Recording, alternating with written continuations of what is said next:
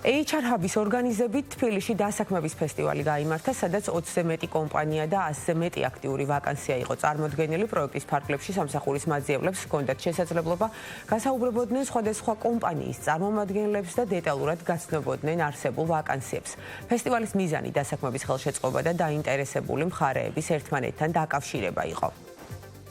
დღეს წარმოდგენილია კომპანიები სხვადასხვა ინდუსტრიიდან, როგორიც არის სტუმარ-მასპინძლობის სფერო, რითეილ სექტორი, სამედიცინო სექტორი, ფარმაცია და ასე შემდეგ. დამსაქმებლებისთვის მნიშვნელოვანია, რადგან მათ შესაძლებლობა აქვთ წვდომა ჰქონდეთ კვალიფიციურ ადამიანურ კაპიტალთან და კანდიდატებისთვის კარგი შესაძლებლობაა, იმიტომ რომ მათ შეუძლიათ პირდაპირ შეხვდნენ დამსაქმებლებს, გაესაუბრონ. წლიდან წლამდე იზრდება ინტერესი. გასულ წელთან შედარებით შემიძლია შევადარო, რომ ბევრად მეტი ადამიანი მოვიდა დასაქმების ფესტივალზე, ბევრად მეტი სტუმარი ყავდა და ყველაზე მეტად პირადად ჩემთვის რაც საცხარულოა, იყვნენ ადამიანები, რომელსაც არანაირი გამოცდილება არ ჰქონდათ, პირველ კურსზე იყვნენ, ან ახლა ირჩევდნენ პროფესიას, მათთვის ეს იყო აღმოჩენა, გაიგოთ სხვა კომპანიებზე, შეესწავლოთ, მათი თქვა ანალიტიკა გაეკეთებინა და შემდეგ მიიღოთ გადაწყვეტილება, თუნდაც რა პროფესიაზე და მიმართულებაზე დასაქმებულიყვნენ. Რო წინა პლანზე წამოწეული იყო ისეთი სამსახურები, როგორიცაა სპარი, ურინაბიჯი და ასე შემდეგ. მაგრამ ძალიან ბევრი უცხოური კომპანიაც იყო.